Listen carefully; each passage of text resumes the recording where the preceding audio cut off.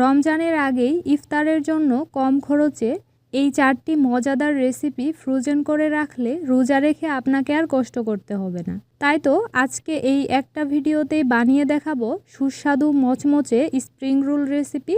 ডিম আলু দিয়ে মন ভুলানো স্বাদের কাবাব, এক টুকরো চিকেন আর আলু দিয়ে মজাদার চিকেন রোল, সেই সাথে বানিয়ে দেখাবো সবার পছন্দের পারফেক্ট মচমচে আলুর চপ বানানোর সহজ পদ্ধতি।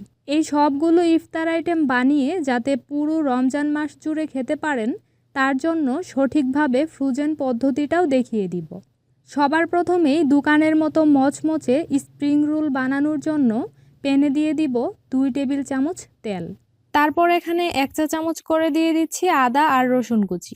এখন আদা রসুনের কাঁচা গন্ধটা চলে যাওয়া পর্যন্ত কিছুক্ষণ ভেজে নিয়েছি। তারপর 1/4 কাপ পেঁয়াজ কুচি, স্বাদমতো কাঁচামরিচ কুচি দিয়ে আবারও একটু ভেজে নিব। এগুলো ভেজে লাল করা যাবে না, হালকা ভাজা হলে এতে দিয়ে দিচ্ছি 2 কাপ বাঁধাকপি কুচি। গাজর কুচি দিয়ে দিচ্ছি 1 কাপ। তারপর 1/4 কাপ দিয়ে দিচ্ছি বরবটি কুচি। এখন আবারও 1 মিনিটের মতো ভেজে নিয়েছি। সবজিগুলো দেওয়ার শুরু থেকে শেষ পর্যন্ত রান্নাটা চুলার আঁচ মিডিয়াম হাই হিটে রেখেই করতে হবে। কম আঁচে পুরটা যদি বানাতে যান তাহলে সবজি থেকে পানি উঠে নরম হয়ে যাবে, তখন খেতে একদমই ভালো লাগবে না। এরপর স্বাদমতো দিয়ে দিচ্ছি লবণ, 1 টেবিল চামচ দিয়ে দিচ্ছি টমেটো সস আর 1 টেবিল চামচ দিয়ে দিচ্ছি সয়া সস। চাইলে আপনি এতে 1/2 চা চামচ করে ভাজা জিরার গুঁড়া তারপর গরম মশলার গুঁড়া দিতে পারেন, তবে সয়া সসটা অবশ্যই দেওয়ার চেষ্টা করবেন, তাহলে স্বাদটা ভালো আসে। সবজিগুলো অতিরিক্ত সিদ্ধ করা যাবে না, কচকচে ভাব রাখতে হবে। আমার এটা প্রায় হয়ে গেছে। নামানোর ঠিক একটু আগে আমি এতে 2 টেবিল চামচ পানির মধ্যে 1 টেবিল চামচ কর্নফ্লাওয়ার গুলিয়ে তারপর পুরের মধ্যে দিয়ে দিচ্ছি। কর্নফ্লাওয়ার গুলানো পানিটা দেওয়ার পর নেড়ে 1 মিনিটের মতো আবারও ভেজে নিয়েছি। কর্নফ্লাওয়ার দিলে পুরের মধ্যে আঠালো ভাব আসে, যেটা খেতে বেশি ভালো লাগে। তবে কেউ চাইলে কর্নফ্লাওয়ার ছাড়াও এমনিতেই পুরটা তৈরি করতে পারেন। চুলা থেকে নামানোর পর এখন পুরোপুরি ঠান্ডা হওয়ার জন্য এভাবেই রেখে দিতে হবে। গরম অবস্থায় এই পুর দিয়ে রোল ভাজ দেওয়া যাবে না। এই ফাঁকে আমি 2 টেবিল চামচ পানির মধ্যে দিয়ে দিচ্ছি 2 টেবিল চামচ ময়দা। তারপর ভালোভাবে মিশিয়ে আঠা তৈরি করে নিচ্ছি। আর ময়দার তৈরি এই ঘন আঠা দিয়ে আজকের রোলগুলোর ভাঁজ আটকাতে হবে। তারপর এখানে নিয়েছি স্প্রিং রোলের জন্য পেস্ট্রি শিট, আর এই শিটগুলো আমি ঘরেই তৈরি করেছি, যার ভিডিও কিছুদিন আগে আপনাদের সাথে শেয়ার করেছি, চাইলে দেখে নিতে পারেন। এবার এখান থেকে প্রথমে একটা শিট নিয়ে নিচ্ছি, তারপর পরিমাণ মতো পুর একটু নিচের দিকে দিয়ে দিতে হবে। এবার তৈরি করা ময়দার আঠা এর চারদিকে লাগিয়ে নিয়েছি। তারপর এইভাবে ভাঁজ দিতে হবে। ভাঁজটা টাইট করে ভালোভাবে মুড়িয়ে নেবেন, তাহলে রোলগুলো ভাজার সময় ভিতরে তেল ঢুকবে না আর দেখতেও সুন্দর হবে। সেই সাথে অবশ্যই ভাজের অংশগুলো ময়দার আঠা দিয়ে ভালোভাবে আটকে দিবেন, তা না হলে ভাজার সময় খুলে যাবে। এবার আরও একটা পদ্ধতিতে স্প্রিং রোল ভাজ করে দেখাচ্ছি। তার জন্য একইভাবে একটা শিট নিয়ে প্রথমে ডায়মন্ড শেপ করে বসিয়ে নিয়েছি। তারপর পরিমাণ মতো পুর দিয়ে দিচ্ছি। এখন চারদিকে আঠা লাগিয়ে ভাঁজ করতে হবে। ভালোভাবে টাইট করে একইভাবে এই রোলটাকেও ভাঁজ দিতে হবে। বেশ, আরও একটা স্প্রিং রোল তৈরি হয়ে গেল। এখন চাইলে আপনি তৈরি করা এই রোলগুলো এয়ারটাইট বাটিতে বা জিপলক ব্যাগে ভরে 2 মাসের মতো ডিপ ফ্রিজে সংরক্ষণ করতে পারবেন। এবার ভাজার জন্য চুলায় মাঝারি আঁচে আগে থেকেই তেল গরম করে নিয়েছি। তারপর একে একে রোলগুলো এতে দিয়ে দিচ্ছি। এখন চুলার আঁচ মাঝারিতে রেখে এই রোলগুলো দুপাশে উল্টে পাল্টে সুন্দর লালচে কালার হওয়া পর্যন্ত ভেজে নিয়েছি। অতিরিক্ত গরম তেলে বা আঁচ বাড়িয়ে এই রোলগুলো ভাজতে যাবেন না, তাহলে ভিতর পর্যন্ত মচমচে হবে না আর রোলের বাইরেও ফুসকার মতো হয়ে যাবে, যেটা দেখতে একদমই ভালো লাগে না। আমার এগুলো ভাজা হয়ে গেছে, এর চেয়ে বেশি কালার করব না, কারণ এগুলো নামানোর পরেও কিছুটা কালার এমনিতেই হয়ে যাবে। বেশ, দেখলেন তো কত সহজেই একদম মুচমুচে পারফেক্ট দোকানের মতো স্প্রিং রোল তৈরি হয়ে গেল। ভিতরের পুরটা যেমন মজার হয়েছে, বাইরের দিকটাও বেশ ক্রিস্পি। এবার বানিয়ে দেখাবো মচমচে আলুর কাবাব রেসিপি। প্রথমেই এখানে আমি 6টা মাঝারি সাইজের সিদ্ধ আলু নিয়েছি। এবার আলুগুলো ভালোভাবে ভর্তা করে নিব। একটু সময় দিয়ে ভর্তাটা করে নেবেন, যাতে করে আলুর মধ্যে কোনো দলা না থাকে। তারপর এতে দিয়ে দিচ্ছি বড় সাইজের একটা পেঁয়াজ কুচি। 1 টেবিল চামচ দিয়ে দিচ্ছি আদা কুচি, স্বাদ মতো কাঁচামরিচ কুচি, তারপর স্বাদ মতো ধনিয়া পাতা কুচি, হাফ চা চামচ দিয়ে দিচ্ছি চিলি ফ্লেক্স, আরও দিয়েছি 1 চা চামচ ভাজা জিরার গুঁড়া, হাফ চা চামচ ধনিয়ার গুঁড়া, 1 চা চামচ গরম মশলার গুঁড়া, লবণ দিয়ে দিচ্ছি স্বাদ মতো, সেই সাথে 1/4 কাপ দিয়ে দিচ্ছি চালের গুঁড়া। চালের গুঁড়া দিলে খেতে অনেক বেশি ক্রিস্পি হবে, তবে এর বদলে কর্নফ্লাওয়ার অথবা পাউরুটি গুঁড়া করে ব্যবহার করতে পারবেন। এরপর আমি সবকিছু খুব ভালোভাবে মিশিয়ে নিয়েছি। সবকিছু একত্রে ভালোভাবে মাখানোর পর হাতটা পরিষ্কার করে নিয়েছি। এরপর হাতে সামান্য তেল লাগিয়ে এখান থেকে আলুর মিশ্রণ নিয়ে কাবাবের শেপ দিয়ে দিচ্ছি। আপনাদের পছন্দ মতো সাইজ অনুযায়ী কাবাবগুলো বানিয়ে নিতে পারবেন। আর হাতে যদি একটু এভাবে তেল মেখে কাজটা করেন তাহলে সহজ হবে, আলু হাতে আটকে যাবে না। কাবাবগুলো তৈরি করার সময় খেয়াল রাখবেন যাতে কোথাও কোনো ফাটল না থাকে। একদম মসৃণভাবে সবগুলো কাবাব বানিয়ে নেবেন। তো আমি একইভাবে এখানে সবগুলো কাবাব বানিয়ে নিয়েছি। এখন আটার একটা গুলা বানিয়ে নিব। তার জন্য এখানে 2 টেবিল চামচ দিয়ে দিচ্ছি আটা, এর বদলে ময়দাও ব্যবহার করতে পারবেন। এরপর সামান্য গোলমরিচের গুঁড়া, স্বাদ মতো লবণ আর স্বাদ মতো মরিচের গুঁড়া দিয়ে দিচ্ছি। এখন এতে হাফ কাপের মতো পানি দিয়ে ভালোভাবে মিশিয়ে পাতলা একটা গুলা বানিয়ে নিয়েছি। গুলাটা ভালোভাবে মিশাতে হবে যাতে আটার কোনো দলা না থাকে। গুলার ঘনত্বটা দেখিয়ে দিচ্ছি, দেখুন এটা কিন্তু খুব বেশি ঘনও হয়নি আবার অনেক বেশি পাতলাও না। এখন তৈরি করা কাবাব নিয়ে এই গুলার মধ্যে ডুবিয়ে নিতে হবে। এভাবে কাবাবগুলো আটার গুলাতে কুট করার ফলে বাইরের লেয়ারটা হবে অনেক বেশি ক্রিস্পি। এখন তুলে বাড়তি গুলাটুকু ঝরিয়ে নিয়ে তারপর ব্রেড ক্রাম্বসে দিয়ে ভালোভাবে কুট করে নিয়েছি। আমি এখানে পাউরুটি গুঁড়া করে ব্যবহার করেছি, তবে কেউ চাইলে টোস্ট বিস্কুটের গুঁড়াটা দিয়েও এই কাবাবগুলো বানাতে পারবেন। তো একইভাবে আমি এখানে সবগুলো কাবাব বানিয়ে নিয়েছি। এবার যদি এগুলো আপনারা রমজান মাসের জন্য সংরক্ষণ করতে চান তাহলে এ পর্যায়ে এয়ারটাইট বাটিতে বা জিপলক ব্যাগে ভরে ডিপ ফ্রিজে রেখে দিতে হবে। একটা লেয়ার বসানোর পর উপরে এইভাবে পলিথিন দিয়ে আরেকটা লেয়ারে বসিয়ে নেবেন। এর ফলে একটার সাথে আরেকটা কাবাব লেগে যাবে না। এগুলো ডিপ ফ্রিজে রেখে আপনি 1 মাসেরও বেশি সময় সংরক্ষণ করে খেতে পারবেন, একটুও নষ্ট হবে না। শুধু কাবাবগুলো ভাজার 1 ঘন্টা আগে ফ্রিজ থেকে বের করে ঠান্ডাটা ছাড়িয়ে নেবেন, তাহলেই হবে। তো এখন আমি বাকি কাবাবগুলো আপনাদের সাথে ভেজে শেয়ার করছি। ডুবো তেলে ভাজতে হবে না, অল্প তেলেই কাবাবগুলো ভাজলে বেশি ভালো হবে। তেলটা আগে মাঝারি আঁচে মোটামুটি গরম করে তারপর কাবাবগুলো দিতে হবে। তেল ঠিক মতো গরম না করেই যদি কাবাবগুলো দেন সেক্ষেত্রে কিন্তু খুলে যেতে পারে, আবার বেশি গরম হলেও সমস্যা হবে, দ্রুত কালার চলে আসবে, মচমচে কম হবে। তাই তেলটা মোটামুটি গরম করে চুলার আঁচ মাঝারিতে রেখেই কাবাবগুলো ভেজে নেবেন। আর কাবাব দেওয়ার পর সাথে সাথে উল্টাতে যাবেন না, এক পাশ যখন কিছুটা ভাজা হয়ে যাবে তখন উল্টে দিবেন। তারপর যখন দুপাশে সুন্দর লালচে কালার চলে আসবে তখনই এগুলো নামিয়ে নিতে হবে। এই কাবাবগুলো খেতে অনেক বেশি ক্রিস্পি হয় আর ঘন্টাখানেক সময় পর্যন্ত মচমচেও থাকে, দ্রুত নরম হয় না। শব্দ শুনে নিশ্চয়ই বুঝতেই পারছেন এগুলো কতটা ক্রিস্পি হয়েছে। খেতেও কিন্তু হয়েছিল ভীষণ মজার। এভাবে বানালে পরিবারের সবাই খুব পছন্দ করবে। ইফতারিতে একবার হলেও বানিয়ে খেয়ে দেখবেন, আশা করি আপনাদের কাছে অনেক ভালো লাগবে। এখন চিকেন আর আলু দিয়ে মজাদার রোল তৈরির জন্য কড়াইয়ে দিয়ে দিব 2 টেবিল চামচ তেল। তারপর এতে 1/4 কাপ পেঁয়াজ কুচি দিয়ে কিছুটা নরম হওয়া পর্যন্ত হালকা ভেজে নিয়েছি। এখন এতে দিয়ে দিচ্ছি একদম ছোট টুকরো করে কাটা গাজর হাফ কাপ। তারপর সিদ্ধ করা মুরগির মাংস দিয়ে দিচ্ছি 1/4 কাপ। সামান্য লবণ, মরিচের গুঁড়া আর আদা বাটা দিয়ে মাংসটুকু আমি ভালোভাবে সিদ্ধ করে তারপর হাত দিয়ে এইভাবে ছাড়িয়ে নিয়েছি। এখন আবারও এই সব কিছু 2 মিনিটের মতো ভেজে নিয়েছি। তারপর এতে 1 চা চামচ দিয়ে দিচ্ছি চিলি ফ্লেক্স, স্বাদ মতো লবণ, হাফ চা চামচ ধনিয়ার গুঁড়া, সেই সাথে 1 চা চামচ দিয়ে দিচ্ছি ভাজা জিরার গুঁড়া, হাফ চা চামচ দিয়ে দিচ্ছি গোলমরিচের গুঁড়া আর 1 টেবিল চামচ দিয়ে দিচ্ছি সয়া সস। তারপর আবারও সবকিছু মিশিয়ে কিছুক্ষণ ভেজে নিয়েছি। এরপর 1 টেবিল চামচ পানির মধ্যে 1 টেবিল চামচ কর্নফ্লাওয়ার গুলিয়ে সেটা এর মধ্যে দিয়ে দিচ্ছি। কর্নফ্লাওয়ারের এই মিশ্রণটা দিলে পুরটা আঠালো হবে, খেতে বেশি ভালো লাগবে, তবে না দিলেও চলবে। তারপর যখন ভালোভাবে মিশানো হয়ে গেছে তখন এটাকে নামিয়ে একটা বাটিতে নিয়ে নিচ্ছি। এরপর যখন পুরটা পুরোপুরি ঠান্ডা হয়ে গেছে তখন এতে 3টা সিদ্ধ করা আলু দিয়ে দিচ্ছি।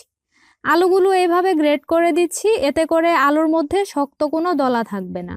তো এবার আমি এতে স্বাদ মতো দিয়ে দিচ্ছি কাঁচামরিচ কুচি আর স্বাদ মতো ধনিয়া পাতা কুচি। সেই সাথে প্রায় 1 চা চামচ দিয়ে দিচ্ছি গরম মশলার গুঁড়া। তারপর এখানে 1 কাপ দিয়ে দিচ্ছি ব্রেড ক্রাম্বস বা পাউরুটির গুঁড়া। এখন স্বাদ মতো আবারও একটু লবণ দিয়ে সবকিছু ভালোভাবে মিশিয়ে নিতে হবে। প্রথমে চামচ দিয়ে একটু এইভাবে মিশিয়ে তারপর হাত দিয়ে আলতোভাবে মেখে নিয়েছি, তাহলে কাজটা সহজ হবে। একদম মেখে সবকিছু ভর্তা করে ফেলবেন না, আলতোভাবে জাস্ট একটু মেখে নিলেই হবে। মাখানোর পর এটা অনেকটা ডোয়ের মতো আঠালো হবে। তারপর হাতটা আমি পরিষ্কার করে 2 হাতে ভালোভাবে তেল মাখিয়ে নিয়েছি। এরপর পছন্দ মতো সাইজ অনুযায়ী রুলের মতো শেপ দিয়ে দিচ্ছি। এই রুলটা বানানোর সময় কোনো ফাটল রাখবেন না, মসৃণভাবে রুলগুলো বানিয়ে নেবেন। আমি একইভাবে এখানে সবগুলো রুল বানিয়ে নিয়েছি। তারপর আমাদেরকে পাতলা একটা গুলা বানাতে হবে। সেজন্য বাটিতে 1/3 কাপ দিয়ে দিচ্ছি আটা আর 3/4 কাপ দিয়ে দিচ্ছি পানি। তারপর ভালোভাবে মিশিয়ে নিলেই গুলাটা তৈরি হয়ে যাবে। এই গুলাটা কিন্তু ঘন করা যাবে না, এরকম পাতলা করেই বানাতে হবে। তো এখন এতে তৈরি করা রুল দিয়ে দিচ্ছি।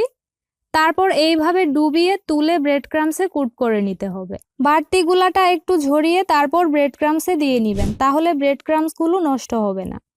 হাত দিয়ে আলতোভাবে চেপে এইভাবে সব দিকে ভালো মতো ব্রেড ক্রাম্বস লাগিয়ে নিতে হবে। তো একইভাবে আমি এখানে সবগুলো বানিয়ে নিয়েছি। এবার যদি আপনি সংরক্ষণ করতে চান তাহলে এ পর্যায়ে ঢাকনাযুক্ত বাটিতে বা জিপলক ব্যাগে ভরে ডিপ ফ্রিজে রেখে দিতে হবে। একটা লেয়ার রাখার পর উপরে কাগজ বসিয়ে তারপর আবারও আরেকটা লেয়ারে বসিয়ে দিবেন। এই নাস্তাগুলো 1 মাস ডিপ ফ্রিজে সংরক্ষণ করা যাবে, একটুও নষ্ট হবে না। শুধু ভাজার আধা ঘন্টা আগে বের করে ঠান্ডাটা ছাড়িয়ে নিতে হবে। এখন আমি নাস্তাগুলো ভেজে দেখাচ্ছি। তার জন্য চুলায় মাঝারি আঁচে তেল গরম করে তারপর একে একে চিকেন রোলগুলো দিয়ে দিচ্ছি। এগুলো হতে খুব বেশি সময় লাগবে না। এক পাশে কালার চলে আসলে উল্টে দিতে হবে। তারপর যখন দুপাশে সুন্দর লালচে কালার চলে এসেছে তখন আমি এগুলো তেল ঝরিয়ে নামিয়ে নিয়েছি। এই রোলগুলো দেখতে যেমন লোভনীয়, খেতেও কিন্তু ভীষণ মজার। বাইরের দিকটা একদম ক্রিস্পি আর ভিতরটা সফট। বাচ্চা থেকে বড় সবাই খুব পছন্দ করে খাবে। ইফতারিতে এটা হতে পারে আপনার জন্য বেস্ট রেসিপি। সবশেষ বানিয়ে দেখাবো পারফেক্ট মচমচে আলুর চপ তৈরির রেসিপি। এইভাবে আলুর চপ বানালে ভাজার পরেও 2 থেকে 3 ঘন্টা পর্যন্ত মচমচে থাকবে। তাহলে আলুর চপের জন্য প্রথমেই আমি স্পেশাল একটা ভাজা মশলা বানিয়ে নিব। তার জন্য এখানে নিয়েছি 1/2 চা চামচ 5 ফোড়ন, 1 চা চামচ আস্ত জিরা, 1 চা চামচ আস্ত ধনিয়া, 3টি শুকনা মরিচ, সেই সাথে 4টা এলাচ আর 1 টুকরো দারুচিনি। এখন লো আঁচে এগুলো নেড়ে হালকা ভেজে নিতে হবে। ঘরে তৈরি এই ভাজা মশলাটা আলুর চপে দিলে স্বাদটা দ্বিগুণ হয়ে যাবে। মশলা থেকে যখন হালকা সুঘ্রাণ বের হতে শুরু করবে সে পর্যায়ে এগুলো নামিয়ে নিতে হবে। তারপর কিছুটা ঠান্ডা হলে মশলাগুলো আমি গুঁড়া করে নিয়েছি। এবার আলুর পুর তৈরির জন্য প্যানে দিয়ে দিচ্ছি 2 টেবিল চামচ সরিষার তেল। তারপর 1/2 কাপের মতো দিয়েছি পেঁয়াজ কুচি। এখানে আদা রসুন একসাথে কুচি করে নিয়েছি, পরিমাণে 1.5 টেবিল চামচ হবে। তারপর স্বাদ মতো কাঁচামরিচ কুচি দিয়ে কিছুক্ষণ নেড়ে হালকা ভেজে নিয়েছি। অন্যদিকে আমি বড় সাইজের 5টা আলু সিদ্ধ করে ভালোভাবে এখানে ভর্তা বানিয়ে রেখেছি। আলু সিদ্ধ করার পর সাথে সাথে পানি থেকে আলাদা করে রাখবেন, না হলে আলুর মধ্যে অতিরিক্ত পানি ঢুকে আলু চিপচিপে হয়ে যাবে। আর কিছুটা গরম থাকা অবস্থাতেই ভালোভাবে আলুগুলো ভর্তা করে নেবেন। এইদিকে পেঁয়াজগুলোও ভাজা হয়ে গেছে, এগুলো লাল করে ফেলা যাবে না। এ পর্যায়ে এতে ভর্তা করা আলুগুলো দিয়ে দিচ্ছি। এখন চুলার আঁচ লো হিটে রেখে বাকি মশলাগুলো দিয়ে দিব। লবণ দিয়ে দিলাম স্বাদ মতো। এরপর দিয়ে দিচ্ছি প্রায় 1 চা চামচ ভাজা জিরার গুঁড়া, 1/2 চা চামচ গরম মশলার গুঁড়া, 1 চা চামচ চাট মশলা, 1/2 চা চামচ হলুদের গুঁড়া, সেই সাথে স্বাদ মতো মরিচের গুঁড়া। ঝালের পরিমাণটা অবশ্যই আপনাদের স্বাদ মতো বুঝে দিয়ে নেবেন। আর চাট মশলাতেও যেহেতু লবণ থাকে তাই লবণের পরিমাণটাও বুঝে যোগ করবেন। এবার আমি মশলাগুলো আলুর সাথে ভালোভাবে মিশে যাওয়া পর্যন্ত কিছুক্ষণ ভেজে নিব। আলুর চপ তৈরির জন্য এইভাবে মশলাগুলো দিয়ে যদি আলুর মিশ্রণটা ভেজে ব্যবহার করেন তাহলে অনেক দিন পর্যন্ত চপগুলো সংরক্ষণ করতে পারবেন, একটুও নষ্ট হবে না। সেই সাথে আলুর মধ্যে বাড়তি পানি থাকলে সেগুলোও শুকিয়ে যাবে, যেটা কিনা আলুর চপ ভাজার পরেও অনেকক্ষণ পর্যন্ত মচমচে রাখতে সাহায্য করবে। তো আমার এখানে আলুর মধ্যে মশলাগুলো ভালোভাবেই মিশে গেছে।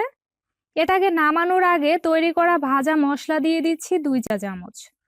সাথে পছন্দ মতো পরিমাণে দিয়ে দিচ্ছি ধনিয়া পাতা কুচি। তারপর আবারও সবকিছু ভালোভাবে মিশিয়ে নিয়েছি। এরপর আলুর পুরটা পুরোপুরি ঠান্ডা হওয়ার জন্য আমি একটা বাটিতে রেখে দিচ্ছি। তো এই ফাঁকে আমি আলুর চপের জন্য বেসনের গুলাটা বানিয়ে নিব। তার জন্য এখানে 1 কাপ দিয়ে দিচ্ছি বেসন। এবার বেসনটুকু আমি ভালোভাবে চেলে নিব। অবশ্যই এখানে বেসনটুকু চেলে ব্যবহার করবেন, তাহলে গুলাটা অনেক মসৃণ হবে। এবার এতে স্বাদ মতো দিয়ে দিচ্ছি মরিচের গুঁড়া, 1/2 চা চামচ হলুদের গুঁড়া, 1/2 চা চামচ ভাজা জিরার গুঁড়া, সেই সাথে 1/2 চা চামচ গরম মশলার গুঁড়া আর স্বাদ মতো লবণ। তারপর 1 চা চামচ দিয়ে দিচ্ছি আদা বাটা, সেই সাথে 1/2 চা চামচ দিয়ে দিচ্ছি বেকিং পাউডার। তবে যদি কেউ এখানে বেকিং পাউডারের বদলে বেকিং সোডা ব্যবহার করতে চান, ওই ক্ষেত্রে পরিমাণে 1/4 চা চামচ দিয়ে নেবেন। এখন এতে অল্প অল্প করে নর্মাল তাপমাত্রার পানি দিয়ে মিশিয়ে ঘন একটা গুলা বানিয়ে নিব। মেশানোর কাজটা চাইলে হাত দিয়েও করে নিতে পারবেন। একেবারে বেশি পানি ঢেলে দেওয়া যাবে না, কম কম করে দিয়েই গুলাটা বানাতে হবে। আর অবশ্যই 5 থেকে 10 মিনিটের মতো সময় দিয়ে গুলাটা ফেটিয়ে নেবেন। বেসনের এই গুলাটা যত ভালোভাবে এভাবে মেশাবেন, আপনার আলুর চপগুলো ততই ফুলকো আর ক্রিস্পি হবে। 1 কাপ বেসন দিয়ে এই গুলাটা বানাতে আমার এখানে 1 কাপ পানি লেগেছিল, তবে আপনাদের ক্ষেত্রে কিছুটা কম বেশিও লাগতে পারে। এখন গুলার ঘনত্বটা দেখিয়ে দিচ্ছি।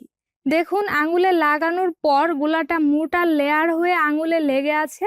ঠিক এভাবে করে আমাদেরকে গুলাটা বানাতে হবে। তো আমার গুলাটা তৈরি করা হয়ে গেছে। এবার এটাকে এভাবেই রেখে দিব। এদিকে আলুর পুরটাও ভালোভাবে ঠান্ডা হয়ে গেছে। এবার হাতে সামান্য তেল মেখে পছন্দ মতো সাইজ অনুযায়ী চপের শেপ দিয়ে দিচ্ছি।